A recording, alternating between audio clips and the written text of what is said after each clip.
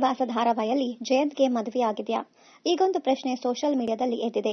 ಹೌದು, ಧಾರಾವಾಹಿಯಲ್ಲಿ ಜಯಂತ್ ಅನಾಥ ಅಂತ ಮಾತ್ರ ತೋರಿಸಲಾಗಿತ್ತು.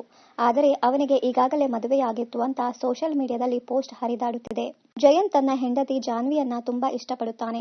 ಅವಳು ನನಗೆ ಮಾತ್ರ ಸ್ವಂತ, ಅವಳು ನನ್ನ ಮಾತ್ರ ಪ್ರೀತಿ ಮಾಡಬೇಕು, ನನ್ನ ಜೊತೆ ಮಾತ್ರ ಆತ್ಮೀಯತೆಯಿಂದ ಇರಬೇಕು, ನನಗೆ ಮಾತ್ರ ಆದ್ಯತೆ ಕೊಡಬೇಕು ಅಂತ ಜಯಂತ್ ಬಯಸುತ್ತಾನೆ. ಅತಿಯಾದ್ರೆ ಅಮೃತವು ವಿಷವಂತೆ. ಹಾಗೆ ಇಲ್ಲಿ ಜಯಂತ್ ಅವರ ಪ್ರೀತಿಯು ಅದರ ಮಿತಿಯನ್ನ ಮೀರುತ್ತಿದೆ. ದೊಡ್ಡ ಕಂಪನಿಯ ಮಾಲೀಕ ಜಯಂತ್ ಆಗರ್ಭ ಶ್ರೀಮಂತ.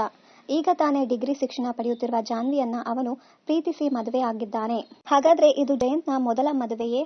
ಜಯಂತ್ಗೂ ಜಾನ್ವಿಗೂ ವಯಸ್ಸಿನ ಅಂತರ ಇಲ್ವೇ? ಹೀಗೆಲ್ಲ ಪ್ರಶ್ನೆಗಳು ಸಹಜವಾಗಿಯೇ ಹುಟ್ಟುತ್ತವೆ.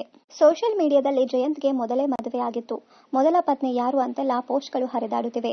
ಧಾರಾವಾಹಿಯಲ್ಲಿ ಮಾತ್ರ ಜಯಂತ್ಗೆ ಮದುವೆಯಾಗಿತ್ತು ಅಂತ ಎಲ್ಲಿಯೂ ಹೇಳಿಲ್ಲ. ಆದರೆ ಈ ಪೋಸ್ಟರ್ಗಳ ತರ ಕಥೆಯಲ್ಲಿ ಬದಲಾವಣೆ ಆದರೂ ಆಗಬಹುದು. ಜಯಂತ್ಗೆ ಮೊದಲೇ ಮದುವೆ ಆಗಿರಬಹುದು, ಹೆಂಡತಿ ಬಿಟ್ಟೋಗಿರಬಹುದು, ಜಯಂತ್ಗೆ ಇರುವ ಅತಿಯಾದ ಪೊಸೆಸಿವ್ನಿಂದ ಅವಳು ಅವನಿಂದ ದೂರ ಹೋಗಿರಬಹುದು. ಈ ಸೈಕೋ ಅವನ ಮೊದಲ ಹೆಂಡತಿಯನ್ನ ಸಾಯಿಸಿದರೂ ಆಶ್ಚರ್ಯವಿಲ್ಲ. ಸಾಮಾನ್ಯವಾಗಿ ಧಾರಾವಾಹಿಗಳಲ್ಲಿ ನಾಯಕಿ ಒಳ್ಳೆಯವಳಾಗಿರುತ್ತಾಳೆ, ನಾಯಕ ಕೆಲವೊಮ್ಮೆ ಕೆಟ್ಟವನಾಗಿರುತ್ತಾನೆ. ಹಾಗಾಗಿ ಇಲ್ಲಿ ಜಯಂತ್ಗೆ ಮೊದಲೇ ಮದುವೆಯಾಗಿದ್ದರೂ ಆಶ್ಚರ್ಯ ಪಡುವಂತದ್ದು ಏನೂ ಇಲ್ಲ. ಸದ್ಯ ಜಾನ್ವಿಗೆ ತನ್ನ ಗಂಡ ಸೈಕೋ ಎನ್ನುವುದು ಗೊತ್ತಿಲ್ಲ. ಮುಂದಿನ ದಿನಗಳಲ್ಲಿ ಅವಳು ಇದಕ್ಕೆ ಕಾರಣ ಏನು ಎಂದು ಹುಡುಕಿಕೊಂಡು ಹೋಗುವಾಗ ಅವಳಿಗೆ ಸತ್ಯ ದರ್ಶನ ಆಗಬಹುದು.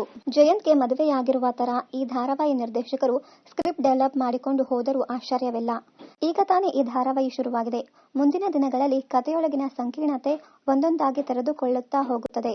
ಜಯಂತ್ ಎನ್ನುವ ಅನಾಥ ಶ್ರೀಮಂತ ಒಬ್ಬ ಮಧ್ಯಮ ವರ್ಗದ ಜಾನ್ವಿಯನ್ನ ಮದುವೆಯಾಗಿದ್ದಾನೆ. ಜಯಂತ್ ಪಾತ್ರ ತುಂಬಾ ವಿಭಿನ್ನವಾಗಿದೆ. ಒಳ್ಳೆಯವನ ತರ ಮುಖವಾಡ ಹಾಕಿಕೊಂಡಿರುವ ಜಯಂತ್ ಪತ್ನಿ ವಿಷಯದಲ್ಲಿ ಮಾತ್ರ ಮೃಗದ ತರ ಆಡ್ತಾನೆ. ಜಯಂತ್ ಅಸಲಿ ಮುಖ ಏನು ಅಂತ ಇನ್ನು ಜಾನ್ವಿಗೆ ಅರ್ಥ ಆಗಿಲ್ಲ.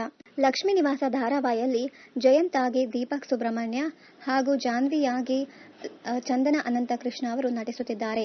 ಇನ್ನಷ್ಟು ಕನ್ನಡ ಧಾರಾವಾಹಿ, ಸಿನಿಮಾ ಹಾಗೂ ಇನ್ನಿತರ ನ್ಯೂಸ್ ಅಪ್ಡೇಟ್ಸ್ಗಾಗಿ ಚಾನೆಲ್ ಅನ್ನ ಸಬ್ಸ್ಕ್ರೈಬ್ ಮಾಡಿ. Thank you.